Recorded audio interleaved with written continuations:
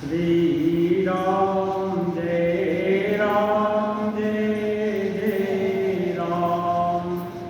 श्री राम जय जय राम। श्री राम जय जय राम। श्री राम जय जय राम। श्री राम जय जय राम।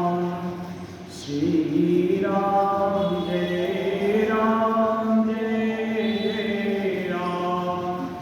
श्री राम जय जय राम।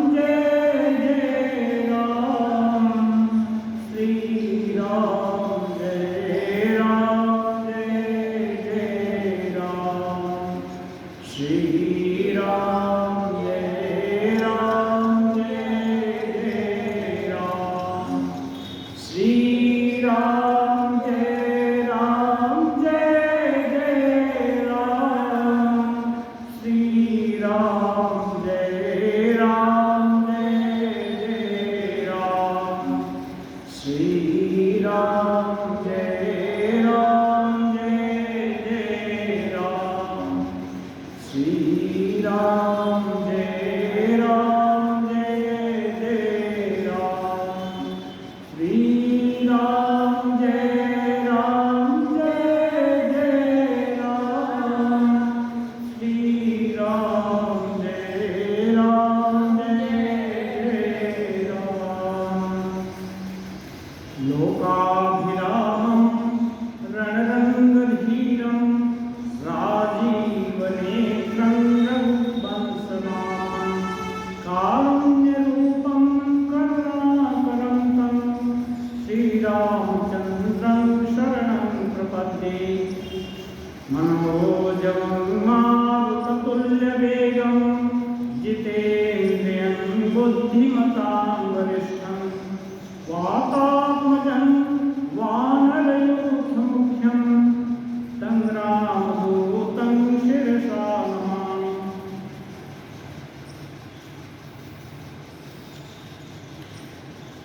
रामचंद्र जी सिंहवेलपुर से सखा वो के साथ भाई लक्ष्मण पत्नी सीता जी के साथ प्रयागराज की तरफ गए। यहाँ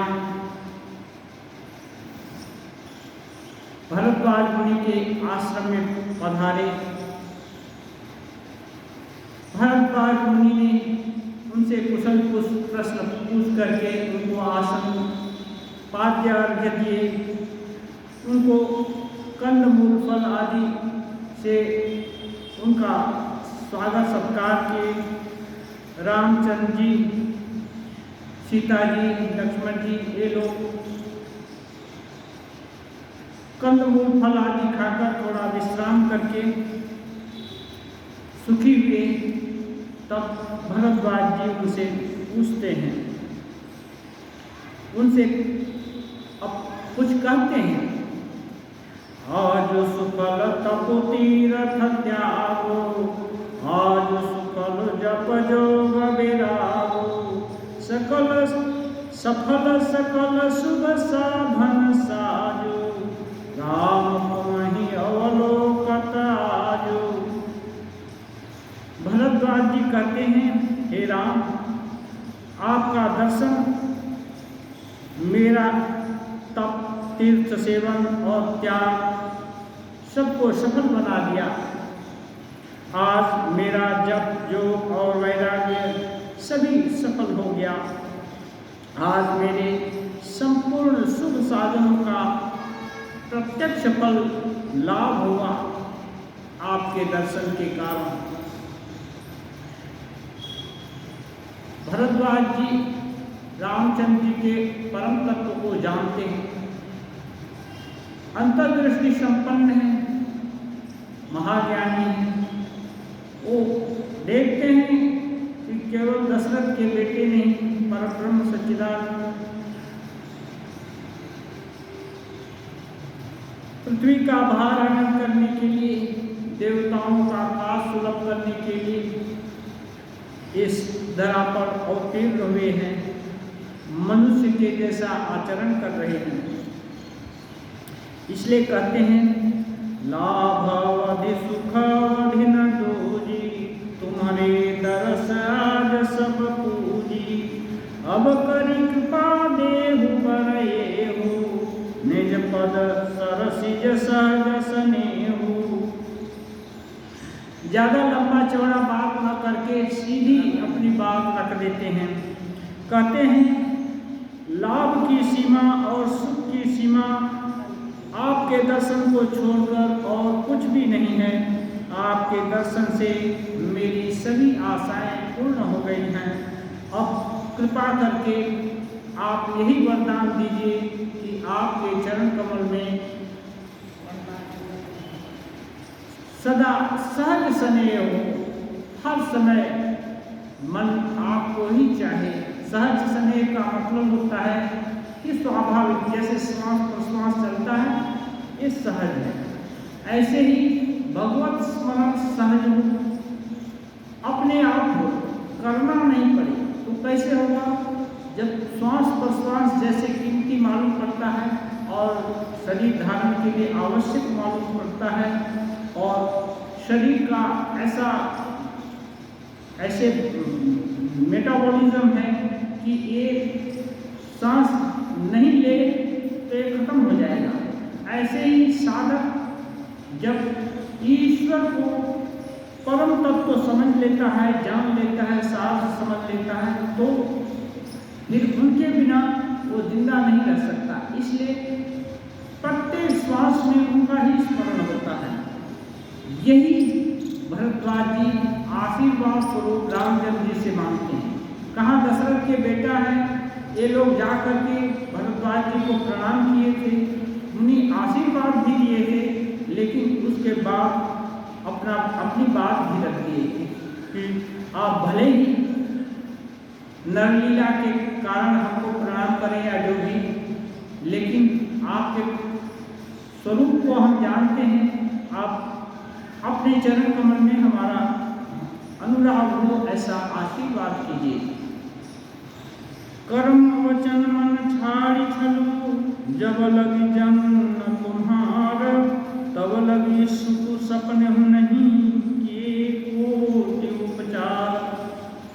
अब सारांश बताते हैं। हर कहानी या कथानक का कुछ सार होता है, तो सार बताते हैं कि जब तक कर्म वचन और मन से छल छोड़ करके, छल क्या है? एक चालाकी बुद्धि है। श्री रामकृष्ण देव उसको बोलते हैं पटवारी बुद्धि। पटवारी बुद्धि माने धन भी चाहिए और काम भी नहीं करेंगे, ठीक से काम भी नहीं करेंगे, उनको लटका कर रखेंगे तो और धन देंगे, है ना। तो पटवारी बुद्धि से काम नहीं चलता। हम लोग सोचते हैं कि भगवान हमसे कम समझदार है, अपने बस में कर लेना चाहते हैं। कहाँ सार तत्व तो ये है कि हम अल्पज्ञ, हमारी सीमित बुद्धि है, हम सर्वज्ञ के हाथ में अपने को छोड़ दें। ये नहीं कह करके हम चाहते हैं हे भगवान हमारा दिल ऐसा चाहता है, ऐसा कर दो, वैसा होने से तो अच्छा होगा, भला ऐसा करो, विपत्ति ला दिए हमारे ऊपर। ये सब हम चाहते हैं कि भगवान हमारे अनुकूल चले। हम ये नहीं चाहते कि हम भगवान के अनुकूल चलेंगे। इसलिए ये कहते हैं जब तक कर्म वचन और मन से छल छोड़कर मनुष्य आपका दास नहीं हो जाता, तब तक करोड़ों उपाय करने पर भी स्वप्न में सुख नहीं मिलता। हाँ, इस और दास होने का मतलब ये नहीं है कि किसी को जाकर बोले कि हम आपके सेवक हो गए, ऐसा बोलने से नहीं। दासत्व का मतलब ये आजकल की जैसी दासता नहीं है, जो कि यहाँ था बंधुआ मजदूर हो गए सारी जिंदगी, जैसे आदमी गाय बैल रख दिए सारी जिंदगी उनसे काम लेते रहे। हाँ, तो ऐसा गाय बैल बनना नहीं है। दासत्व का मतलब ये शास्त्र में साक्ष्य सखा भाव, दास माने सेवक का भाव। सेवक क्या है? सेवक पिता भी सेवक हो सकता है, माता भी सेवक हो सकती है, भाई भी सेवक हो सकता है, पति भी सेवक हो सकता है, पत्नी भी सेवक हो सकता है, बच्चा भी यदि माँ पिताजी की सेवा करता है, सेवा का भाव होता है। छोटा बच्चा है तो भी, बच्चा भी कभी कभी कोई अच्छा चीज़ मिल जाता है तो दादा दादी पिताजी को देता है कि पिताजी ये खाओ। इतना स्वार्थी बच्चे भी नहीं होते हर समय की जो कुछ मिला आप नहीं खाने लगे। वो देखता है कि अच्छी चीज़ें काट कर देखा तो देता है कि दादी थोड़ा तुम भी खाओ, तुम भी खाओ। तो ये सेवा का भाव है। सेवा में दूसरे के भी सुख सुविधा का ध्यान रखना, दूसरे की भी जरूरत का ध्यान रखना, ये सेवा का भाव है। तो कहते हैं जब तक छल छोड़ करके, ये नहीं कि थोड़ा सा 10 रुपया या 100 रुपया दान दक्षिणा दे देंगे तो उनको करोड़ों का मुनाफा हो जाएगा। तो ये तो व्यापार है, ये दान नहीं है, ये सेवा नहीं है। सेवा जो शास्त्र में सेवा और साधक के लिए जो सेवा का भाव है, सेवक स्वामी से कुछ नहीं चाहता, केवल चाहता है स्वामी सुखी हो। ये और जबकि व्यवहार में जो स्वामी और सेवक होते हैं, स्वामी सेवक को कुछ बदले में रुपया देते हैं, कुछ धन देते हैं और बदले में वो उस काम कर देता है। तो एक्चुअली ये स्वामी सेवक का भाव नहीं है, एक व्यापार होगा। एक जन धन देता है, दूसरा श्रम देता है, तो इसको सेवा नहीं करते। सेवा का मतलब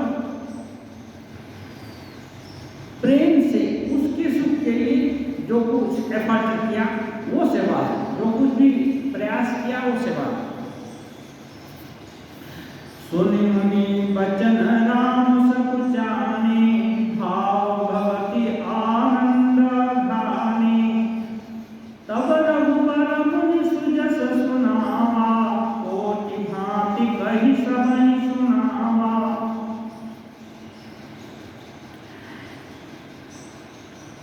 मुनि जब वो लोग कंदमूल फल आदि खा करके थोड़ा रेस्ट कर लिए, तब जब ऐसा बोलते हैं तो राम जी को संकोच होने लगा। ये मनुष्य का स्वभाव है कि कोई बड़ा आदमी प्रशंसा करे तो लज्जा आती है, ये लज्जा आनी चाहिए।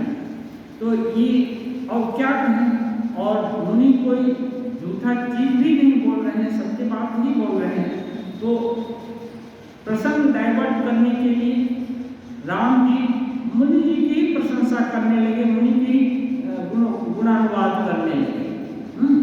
तो जब अभी छोटा बच्चा बोल रहा है तो दादू ऐसे ही मुख बंद कर लेता है, अभी मुनि भी सुन रहे हैं। और बाकी जो गुहा हैं, लक्ष्मण जी हैं, सीता जी हैं, इन सब लोग को राम जी मुनि का ऐश्वर्य लीला आदि सुनाते हैं, उनका श्रेय सुनाते हैं। सो पर सो सब गुण गण देहु, जेहि मुनीश तुम आदर देहु। और इन लोग को सुनाते सुनाते मुनि को भी बोल रहे हैं, हे मुनि, आप जिसको आदर दें वही बड़ा है, वही सब गुणों का घर है, आगार है। आप जिसको आदर दे रहे हैं, क्यों? आप सत्यवादी हैं। सत्यवादी लोग, श्रेष्ठ लोग यदि किसी को बड़ाई देते हैं, इसका मतलब उनके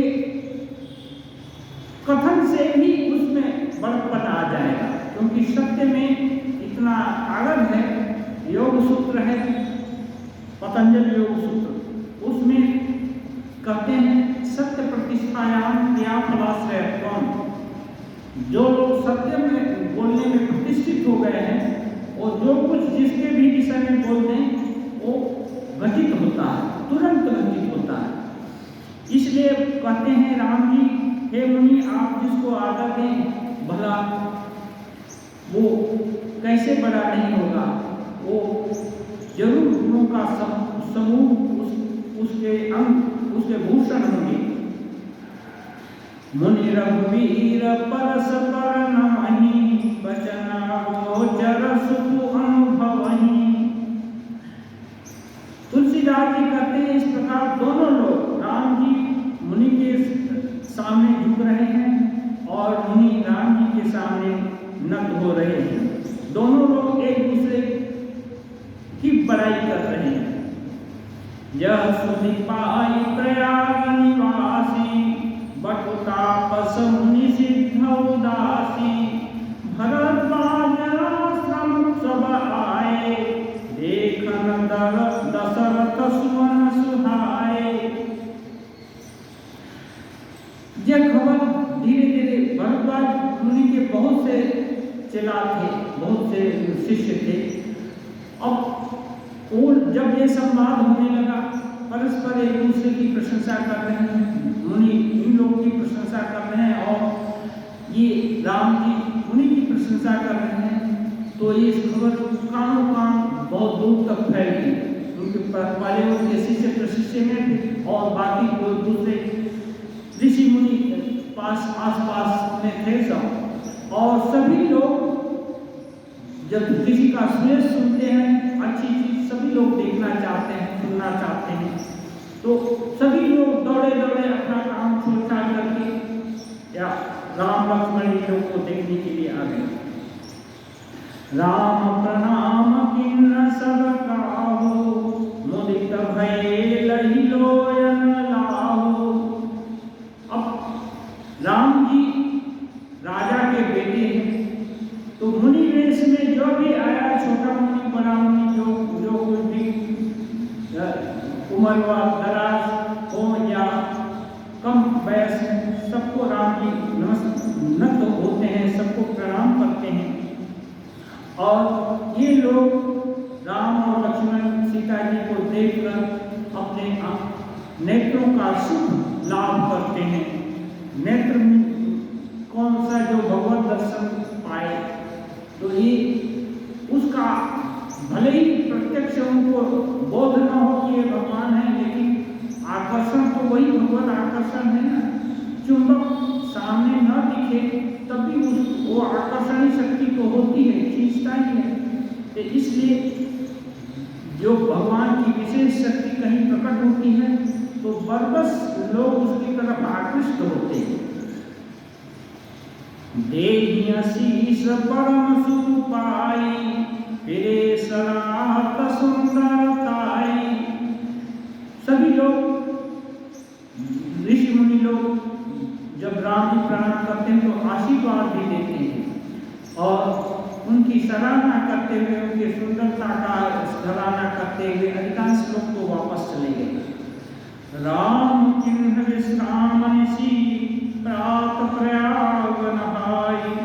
चले सहित सिय लखन जना, मुदित मुनि शिरुनाई। राम जी रात को वहीं रहे और प्रातः काल प्रयागराज में सभी भाई और सीता जी सहित वक्त भी स्नान किए और उसके बाद राम सप्रेम कहो मुनि पाही, नाथ कहिय हम के मग जाही। मुनि उस इलाके में बहुत दिन से हैं, उनकी कुटिया है, सब है, तो मुनि से रास्ता पूछ रहे हैं कि हे मुनि, अब बताइए हम किस रास्ते से जाएं, किस रास्ते से पर चले। इसका दोहरा अर्थ है कि कौन से जंगल के रास्ते को पकड़कर आगे जंगल में जाए। दूसरा ये है कि जिंदगी में बहुत सारा स्टेशन आता है, बहुत सारा, कौन सा रास्ता पकड़े, कौन सा रास्ता सुगम होगा। तो मुनि एक द्वारा प्रश्न सुन करके थोड़ा मुस्कुराते हैं। मुनि मन बिहसी राम सन कहानी, सुगम सकल मग तुम कहूँ अहानी। मुनि बोलते हैं, हे राम, तुम जिस रास्ते से भी जाओगे वही रास्ता तुम्हारे लिए सुगम हो जाएगा, क्योंकि सभी रास्ते तो तुम्हारे ही बनाए हुए हैं। तो तुम जिस रास्ते को भी पकड़ोगे वो सभी रास्ते तुम्हारे लिए सुगम हो जाएंगे। साथ लागी मुनि शिष्य बोलाए, सुनि मन मुदित 50 आए। सब नाम पर प्रेम पारा, सकल कहानी मगु दीख हमारा। साथ में राम जी के साथ किसको किसको बोलेंगे, भेजेंगे, इसके लिए शिष्यों को बोले कि जाकर शिष्यों को बुला लाओ। तो जैसे ही जो भी सुनता है कि ऋषि बुला रहे हैं ऋषिवर, तुरंत 50 शिष्य इकट्ठे हो गए और सभी बोलते हैं हम जंगल का रास्ता जानते हैं। सबके मन में है कि चलो जंगल का रास्ता जितने दिन जाएंगे दिखाने के लिए उतने दिन राम जी का संग होगा, इन लोग के साथ चलेंगे, इन लोगों को देखेंगे, इनसे बातचीत करेंगे। मुनि बटुचारी संग तब दीन्हे, जिन बहु जन्म सुख सब किन्हे। करि प्रणाम ऋषि आय सुपाई, प्रमुदित हृदय चले रघुराई। तब मुनि 50 लोगों को नहीं भेजकर 4 शिष्यों को भेजे और तुलसीदास जी कहते हैं कि ये लोग का जो पुण्य फल है ना ज्यादा था, इसलिए इनके भाग्य में राम जी का संग मिला। राम जी लक्ष्मण सीता जी के साथ ऋषि को प्रणाम करके प्रसन्न होकर के अब और घने जंगल की तरफ प्रस्थान किए, क्योंकि राम जी को भी मालूम है कि मुनि का आश्रम उनका गंतव्य नहीं है, गंतव्य तो कहीं और है, राक्षस लोग तो यहाँ नहीं है। और भरद्वाज जी भी जानते हैं इनको यहाँ रहने से काम नहीं चलेगा, वहाँ पर तो कोई राक्षस नहीं आता है मुनि के प्रभाव से। ग्राम निकट जब निकसहि जाई, देखहि दर सुनारि नर धाई। होहि सनाथ जन्म फल पाई, फिरहि दुखित मन संग पठाई। राम जी जिस गांव के निकट जाते हैं, निकट से गुजरते हैं, क्योंकि राम जी का व्रत है पिताजी के आदेश से कि तापस भेष विशेष उदासी, 14 वर्ष राम वनवासी। नगर ग्राम और कोई अच्छी बस्ती में नहीं रह सकते, जंगल में कुटिया बांध करके दूर पर ऋषि मुनि लोग हैं वह उधर रह सकते हैं, लेकिन जहाँ बस्ती है गली बस्ती वहाँ कहीं नहीं रह सकते। इसलिए जिस गांव के पास से गुजरते हैं सभी नर नारी दौड़ करके उनको देखने आते हैं, एक से दूसरे को खबर लग जाती है और दौड़ करके आते हैं और इनका दर्शन पा करके मानो उनके नेत्र सफल हो जाते हैं, बहुत आनंद पाते हैं। फिर भी राम जी को तो आगे बढ़ना है, इसलिए ज़्यादा वो लोग साथ दूर तक न जाए, इसके लिए समझा बुझा कर उनको लौटा देते हैं। विदा किए बटु विनय करी, फिरे पाई मन काम। उतरि नहाए जमुन जल, सो शरीर सम श्याम।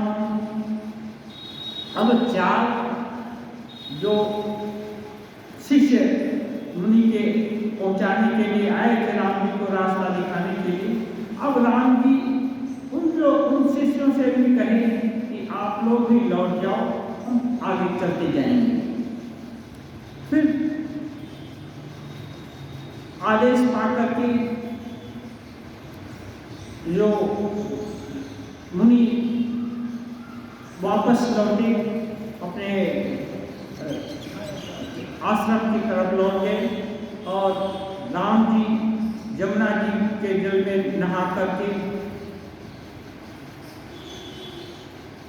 पार उतरने का, अभी नदी के पार जाएंगे और नदी का वर्णन ऐसा ही है कि जैसा राम जी का श्याम वर्ण है, यमुना जी का भी जल उधर श्याम, प्रयागराज के आसपास यमुना जी का जल श्याम वर्ण थोड़ा काला जैसा होता है। यद्यपि यमुनोत्री में वो गंगा जी के जैसा ही है, बीच में कहीं ऐसी टोपोग्राफी होगी जिसके कुछ ऐसा मटीरियल मिल जाता है जिसके कारण वो श्याम वर्ण हो जाता है। एक्चुअली हाँ श्याम हो जाता है। और उधर गंगोत्री और यमुनोत्री में तो समान ही है।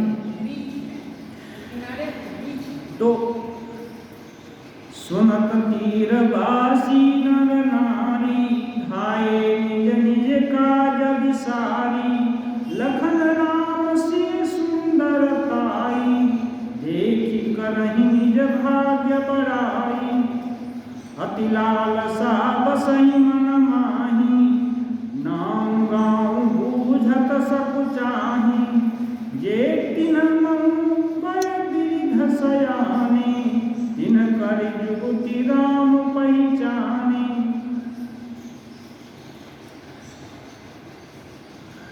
अब यमुना जी के किनारे जा रहे हैं, यमुना जी को पार करेंगे तो जो लोग भी सुनते हैं वो सभी ग्रामवासी दौड़ दौड़ करके ऊपर देखने आते हैं। फिर प्रश्न होता है कि ये कौन है, कहाँ से आए हैं, कहाँ जाना चाहते हैं, लेकिन पूछने में संकोच लगता है कि कैसे पूछें। तो कोई कोई वयोवृद्ध जो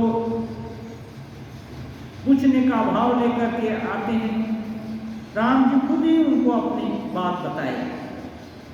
सकल कथा तिन सबहि सुनाई, बनहि चले बितुआयस पाई, सुनी सविशाल सकल पछताही, रानी राय किल्न बल नाही। अब सभी लोग जानना चाहते हैं कौन है, कैसे हैं, तो राम जी खुद ही बताए। तो उन लोगों को पश्चाताप होने लगा कि अच्छा पिताजी क्यों ऐसा एक आदमी और माता जी भी क्यों ऐसा वर मांगा, और माँ को कैकेयी को दोष देने लगे, अब पश्चाताप करने लगे। तेहि अवसर कुतापस आवा, तेज पुंज लघु बयस सुहावा, कवि अलक्षित गति देशु विरागी, मन क्रम वचन रामानुरागी। दंडकारण्य ऋषि मुनि ऐसे ही निर्जन स्थान में बसते थे। वहाँ पर कहते हैं उसी अवसर पर वहाँ एक तपस्वी आया जो तेज का पुंज और छोटी अवस्था का सुंदर बालक था। उसकी गति कभी भी नहीं जानते, उसके मन की गति कभी भी नहीं जानते। कभी बोलते हैं क्रांतदर्शी को, ये तुकबंदी करने वाले आज के कवि को कभी नहीं कहते हैं, यहाँ से कुछ जोड़ दिया वहाँ से कुछ।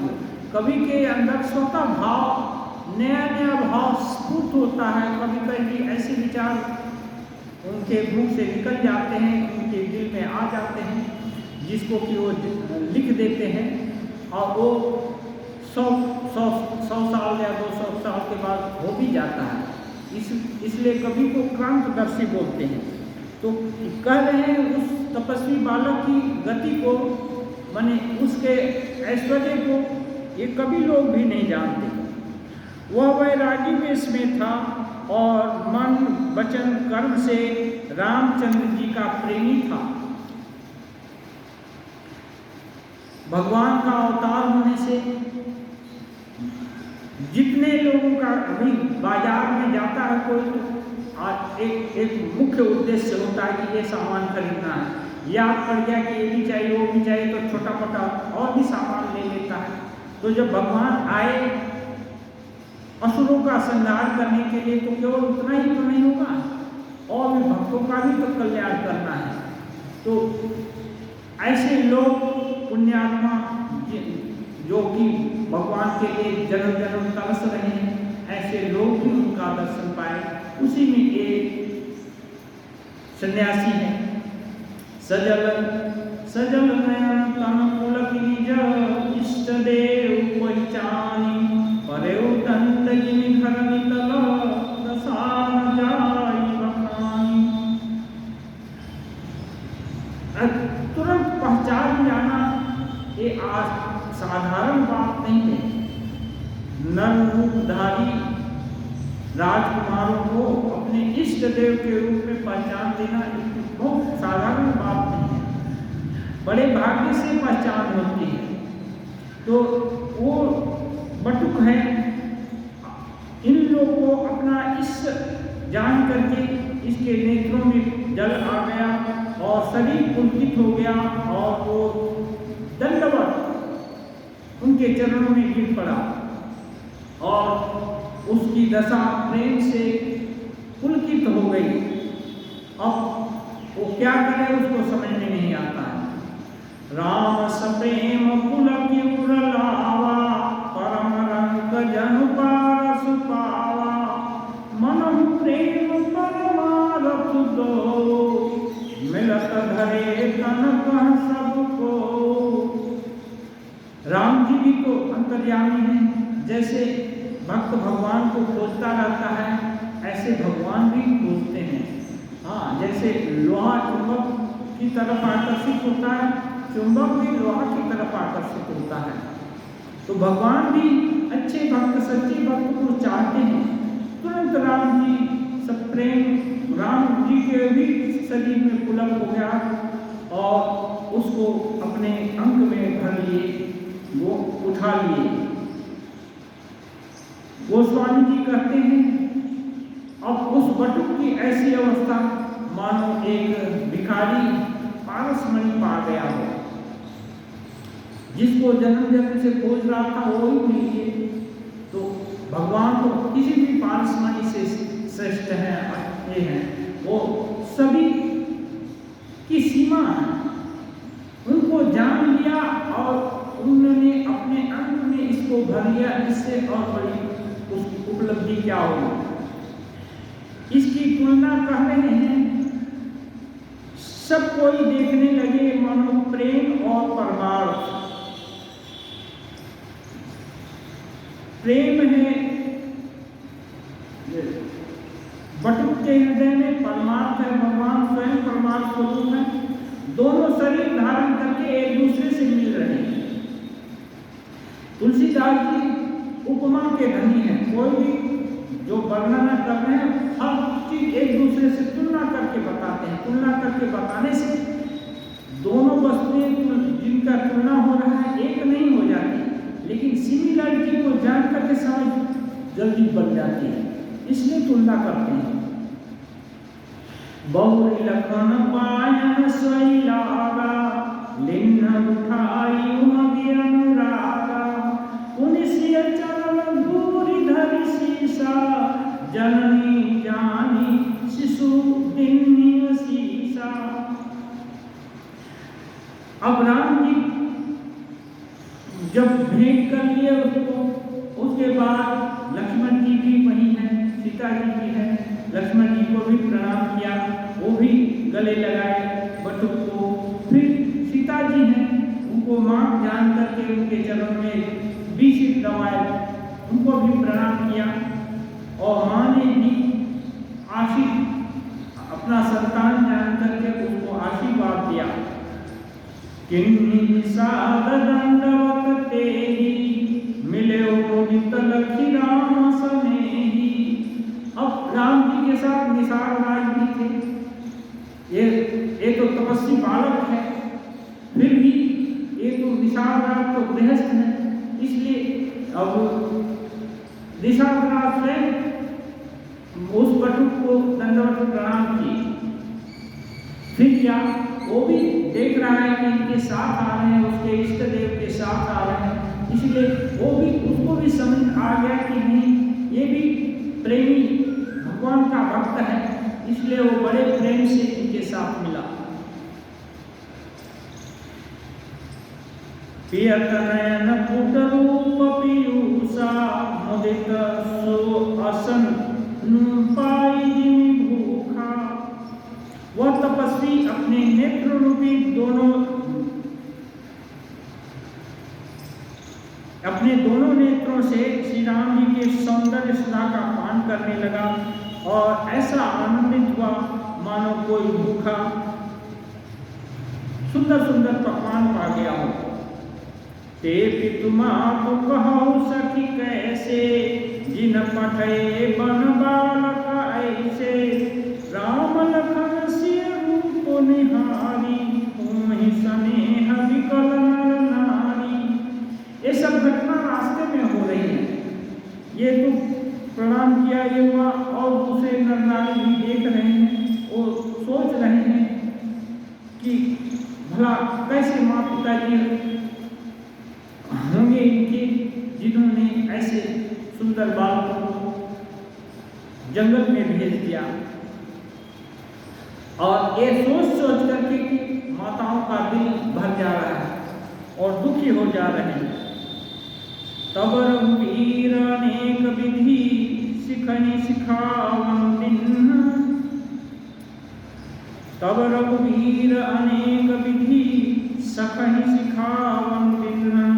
राम रजाय शीश धरी भवन गवन तेकिन।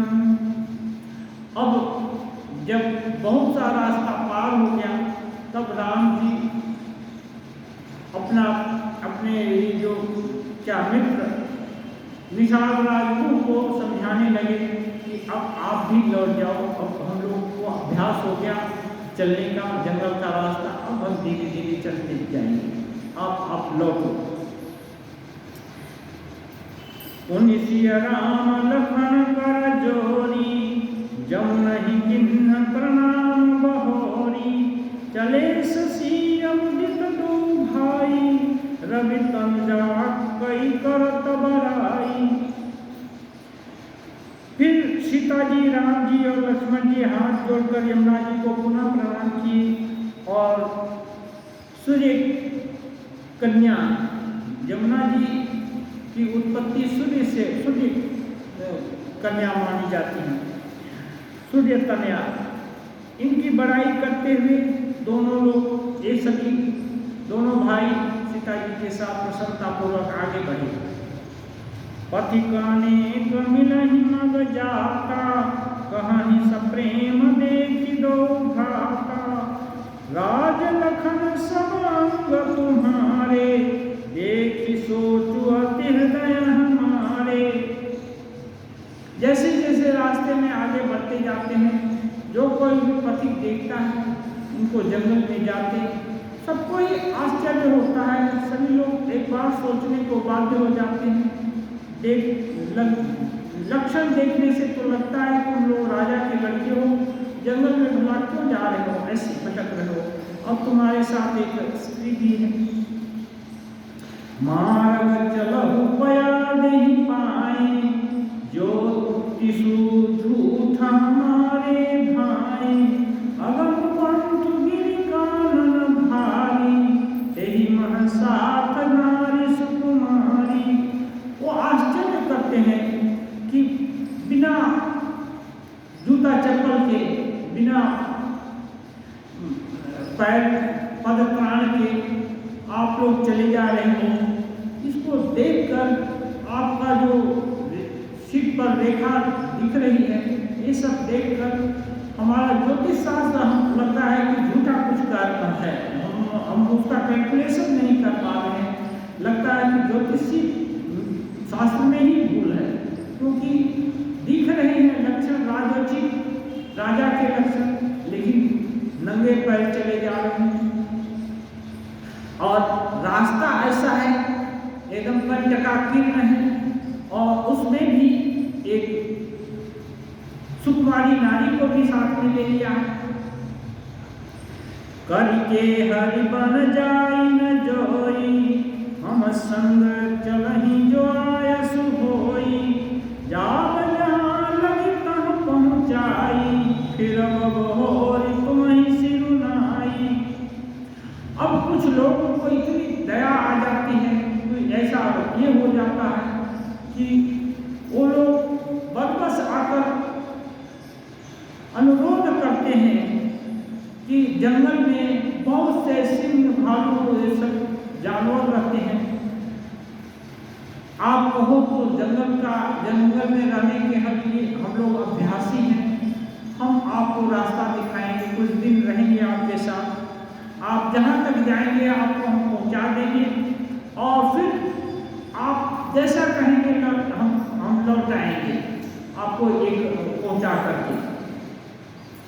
यही विधि पूछनि प्रेम बस पुलक गात जब नैन, कृपा सिंधु फेरहि तिनहि कही विनीत मृदुवैन।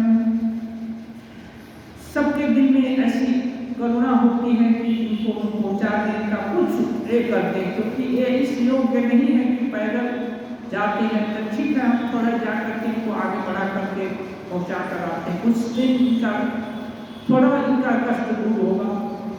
लेकिन राम जी तो जानते हैं कि दल बल लेने से उनका काम नहीं होगा, उनको तो राक्षसों से संघर्ष करना है। ये बेचारे साधारण जो मनुष्य उनके साथ हो जाएंगे तो इनकी सामत आ जाएगी, राक्षसों से तो वो निपट लेंगे, फिर इनको भी बचाना है और उनको करना है तो एक ज़्यादा बड़ा काम हो जाएगा।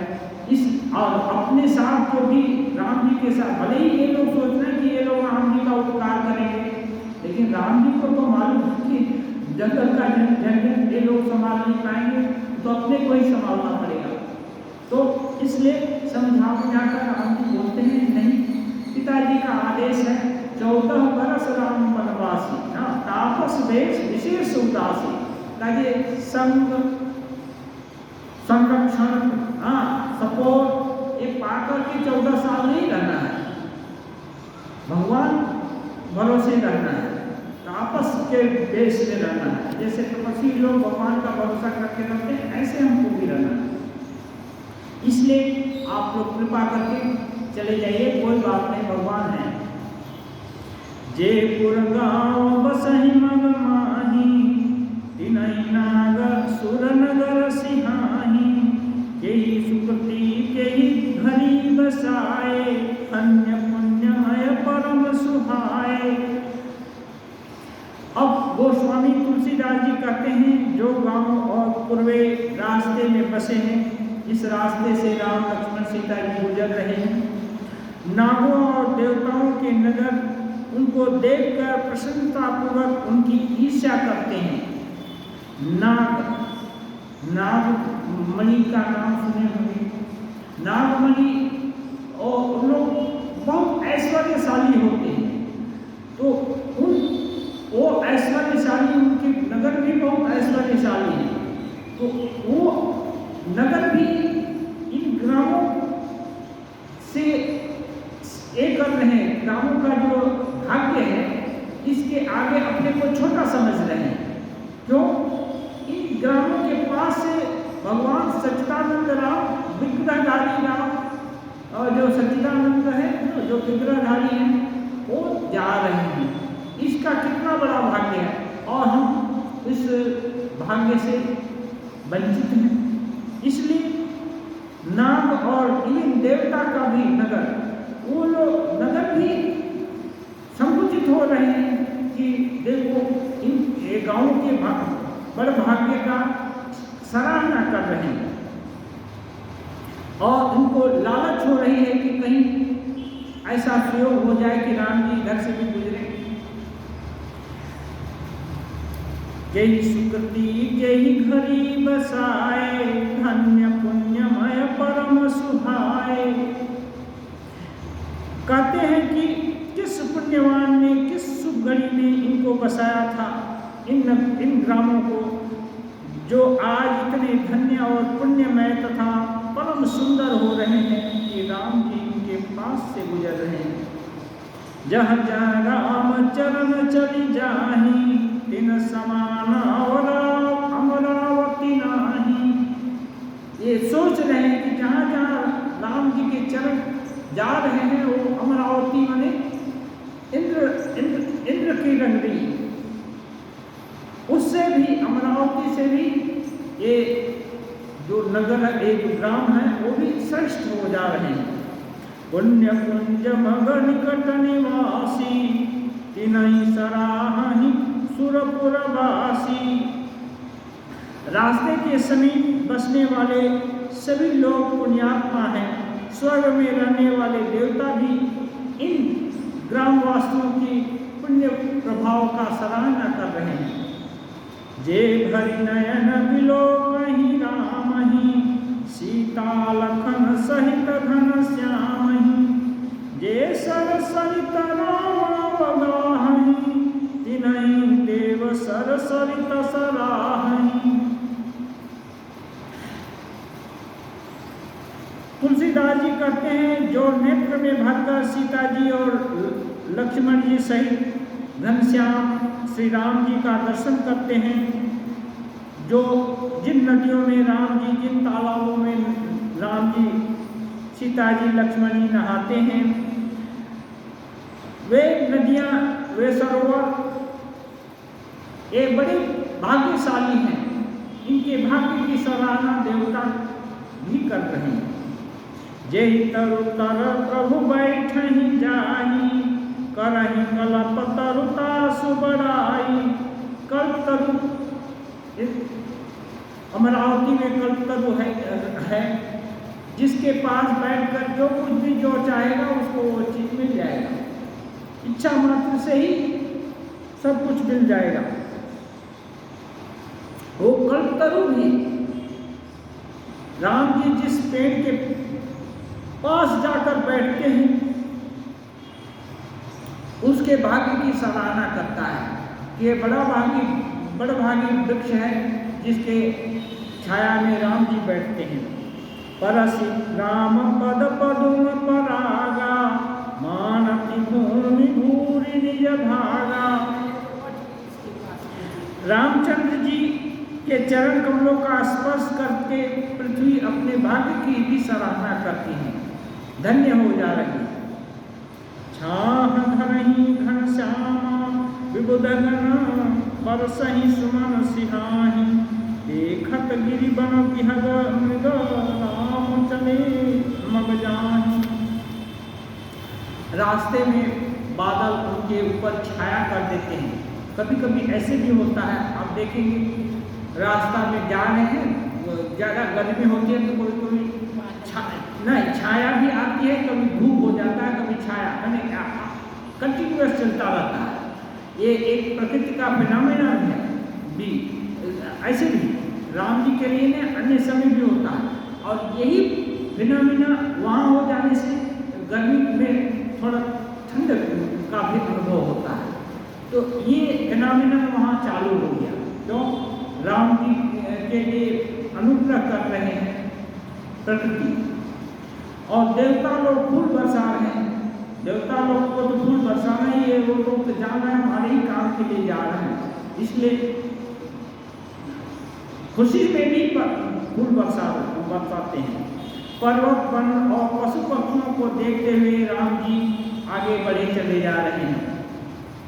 सीता लखन सहित रघुराई, गाँव निकट जब निक सही जाई।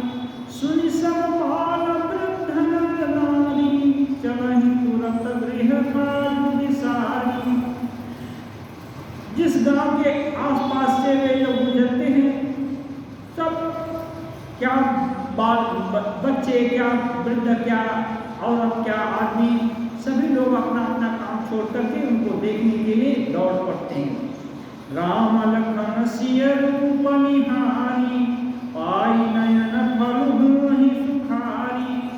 राम जी, लक्ष्मण जी, सीता जी का वो रूप देख करके मानो नेत्रों का सुख मिल गया। लोग तीर्थ भ्रमण करने के लिए और सी नदी देखने के लिए इसलिए जाते हैं कि अच्छे अच्छे दृश्य देखेंगे।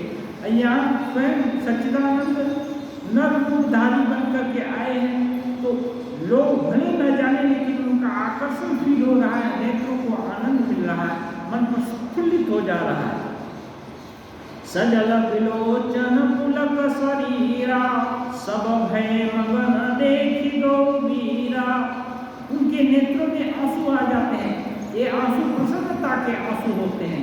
कोई ज़्यादा प्रसन्नता होती है तब भी आंखों में आंसू आ जाते हैं।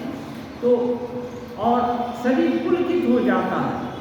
बरन न जाई दशा तिन केरी, लही जनु रंग सुरमणि ढेरी, एक एक बोल सिख देहि, लोचन लाहुले उछनहि।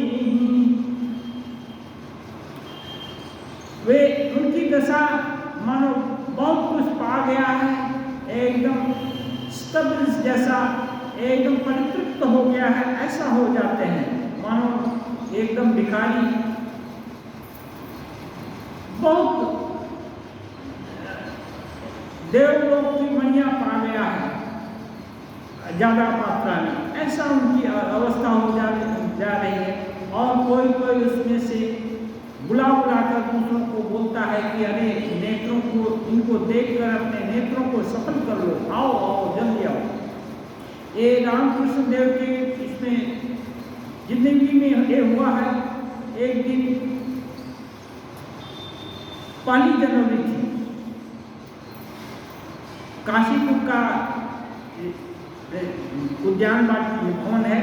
रामकृष्ण देव तो उस समय रोगग्रस्त थे, कैंसर से पीड़ित थे, और भक्त लोग, सन्यासी जो युवक भक्त लोग थे, जो कि वो लोग दिन रात सेवा करते थे, और जो गृहस्थ भक्त लोग थे वो लोग बीच बीच में आकर ठाकुर के लिए पथ्य आदि और राशन ये सब की व्यवस्था का दायित्व वो लोग लेते थे।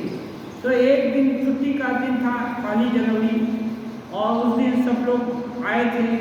उस दिन रामकृष्ण देव को लगा थोड़ा शरीर अच्छा है, तो टहलने की इच्छा व्यक्त की, तो उनको 2 तल्ले से उतारा गया और टहलने लगे। थोड़ा दूर जाते हैं तो एक आम का पेड़ है, उसके नीचे कई भक्त लोग बैठे हुए हैं, और उसमें गिरीश चंद्र घोष भी हैं। सब लोग देखा ठाकुर आ रहे हैं, तो वो लोग भी आगे बढ़ करके खड़ा हुआ, उनके साथ चलेगा, और खुशी हुआ कि अभी लगता है शरीर अच्छा हो रहा है। तो हठात श्री रामकृष्ण देव गिरीश को देख करके उनके मन में आया, अरे गिरीश, अच्छा बताओ तो तुम यहाँ के विषय में, रामकृष्ण देव अपने को मेरे विषय में शायद ही कभी कभी मेरा शब्द इस्तेमाल किए हैं। वो बोलते हैं यहाँ के विषय में, यहाँ के विषय में तुम कौन सा ऐसा चीज़ देखा है जो कि तुम जहाँ तहाँ कहते घूमते हो। गिरीश बाबू क्या करते थे, रामकृष्ण देव, भगवान रामकृष्ण देव के रूप में अवतीर्ण होकर के लोगों का कल्याण करने के लिए आए हैं, ये गिरीश बाबू का पक्का विश्वास था। हाँ, रामकृष्ण देव बोलते उनका 5 चवन्नी 5 आना विश्वास गिरीश बाबू का, तो इतना पक्का विश्वास था। तो हठात रामकृष्ण देव बोले कि तुम ये सब क्यों प्रचारित कर रहे हो, तुमने इसमें क्या देखा है कि ऐसा प्रचार कर रहे हो। तो संकोच छोड़कर, ये शास्त्र में है कि कपट यहाँ भी है, कपट छोड़ करके, छल छोड़ करके ये जो भक्ति की जाती है, जो विचार पोषण किया जाता है, वो विचार अपना होता है, उस विचार से लाभ होता है। तुरंत गिरीश बाबू का तो 100% विश्वास है, वो उनके मन में जो होगा मुख में वही निकलेगा, चाहे गाली निकलेगी तो गाली ही देंगे। कितना बार रामकृष्ण देव को गाली भी दिए थे, हाँ, उनके मुंह में जो होगा वही बोलेंगे, किसी का डर है या कैलकुलेशन करके वो बोलते नहीं। तुरंत दोनों हाथ जोड़कर घुटने के बल उनके सामने जमीन, घुटने को जमीन पर टिका करके दोनों हाथ जोड़कर सिर को उठा करके गदगद स्वर से बोले, जिनके विषय में व्यास वाल्मीकि पूरा नहीं बोल पाए, आगम निगम शास्त्र जो नहीं बोल पाए, उनके विषय में मैं पामर क्या बोलूँगा, अधिक क्या बोलूँगा। वो अपने को जानते थे, इसलिए बोले मैं पामर, मैं पाठक की आदमी, मैं उनके विषय में और क्या बोल सकता हूँ। ऐसा प्रेम से गदगद होकर के बोले, हाथ जोड़कर। ऐसा बोलते ही श्री राम कृष्ण जी को भावांतर हुआ, क्योंकि भगवत शक्ति उनके देह मन को आश्रित करके अवतीर्ण हुई। तुरंत उसका स्फुरण हुआ और इस जगत को भूल करके मानो अपना स्वरूप प्रकट हो गया उनका। और बोलते हैं तुम लोगों को और अधिक क्या बोलूं, आशीर्वाद करता हूं कि तुम्हें चैतन्य हो। हाँ, बांग्ला में बोले कि तुम्हारे आरती बोलबो, हाँ আমি आशीर्वाद करছি, আমি तখন उच्चारण कर, আমি आशीर्वाद करছি जाके तुम्हारे चैतन्य हो। जैसे ही ये बोले तुम्हारा चैतन्य हो, सब लोगों को का मन उच्च धरातल पर उपनीत हो गया। जो जिस तरह के इष्ट देव को देखना चाहते थे, उसकी कल्पना उनके अंदर, उनका वो भाव उनके अंदर हो गया। सब लोग जय राम कृष्ण बोलकर उनको प्रणाम करने लगे और रामकृष्ण देव भी उन लोग को किसी के शिव को, किसी को वक्षस्थल को स्पर्श करने लगे और वो लोग अपने अपने रुचि के अनुसार इष्ट देवता का दर्शन पाने लगे। और इस अवस्था को देखकर कुछ लोग तो बेसुध होकर गिर भी पड़े, लेकिन कुछ लोग चिल्ला करके जोर से इतना उल्लास हुआ कि अरे कौन कहाँ है ये, आओ यहाँ आनंद के हाट ये है, आनंद का बाजार लगा हुआ और तुम लोग भी जुटो, चिल्ला करके एक ही। तो यही होता है कि ये जब राम जी जंगल में जाते हैं तो कुछ को ऐसा ये होता है कि अकेले खाना जिनका स्वभाव नहीं है कोई अच्छी चीज को, वो सोचते हैं बांट कर खाएंगे। तो ऐसे लोग, ऐसे स्वभाव वाले लोग चाहते हैं, सबको बुलाते हैं कि हमारे दौड़ कर आओ, आंख के देखने का सुफल तो पालो, भला ऐसी मूर्ति और कब तुमको देखने को मिलेगी। एक देखी बट छामली दासी मंडल तृणपात, कहीं गवाइया छिनुक श्रमु गवलब अबही की प्रात। अब ये लोग तो नगर में नहीं जाएंगे, इसलिए कोई चालाकी करता है। एक खराब चालाकी नहीं है, एक बुद्धिमानी है। सोचता है कि इनको थोड़ा सा पत्ता वत्ता तोड़कर बिछा दिया और बोला जमीन पर पेड़ के नीचे, और थोड़ा सा तो विश्राम करके जाइए, हाँ थोड़ा सा विश्राम कर लीजिए, नहीं आज नहीं कल जाइए, ऐसा करके। तो जब रुकेंगे तो ज़्यादा देर तक उनको देख पाएंगे। ये मन का भाव है। एक कलश भरिया ही पानी, अचयनाथ कहीं मधुबानी, सुनि प्रिय वचन प्रीति अति देखी, राम कृपाल सुशील अभिषेकी। कोई कोई कलसी भरकर पानी ले आता है, बोलता है आप इससे हाथ धोइए, मुँह धोइए, थोड़ा जलपान कीजिए। रामचंद्र जी इन लोगों का प्रेम पूर्वक किया हुआ व्यवहार देख करके बड़ा खुश होते हैं और दिल से उनके लिए मंगल कामना करते हैं। जानी समित सियम, जानी समित सियम न माही, घरि कपिलम्बु किन्न बट छाही, मुदित नारी नर देखहि शोभा, रूप अनूप नयन मनोलोभा। अब जब ऐसा निमंत्रण होता है तो राम जी क्या करें?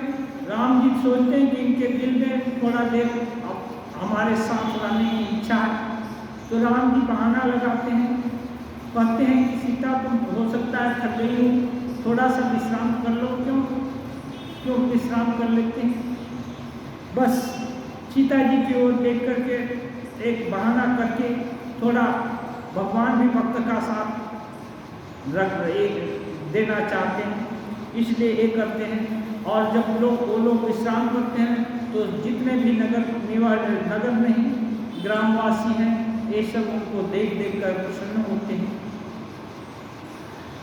ध्येयं सदा परिभ्रमणमभिष्टदोहं तीर्थास्पदं शिवहृदं चिनुतं शरण्यं भक्त्यार्तिहं प्रणतभावभवाधिपूतं वन्दे महापुरुषते चरणारविन्दं वन्दे महापुरुषते चरणारविन्दं त्यक्त्वा सुदुस्त्यजसुरेक्षितराज्यलक्ष्मीं धर्मिष्ठार्यवत्साय जगादरण्यं मायाविघ्नं दैतयेक्षितमन्वभावं वन्दे महापुरुषते चरणारविन्दं वन्दे महापुरुषते चरणारविन्दम्। ॐ निरञ्जनं नित्यमनन्तरूपं भक्तां सम्पादकविघ्नं वै ईशावतारं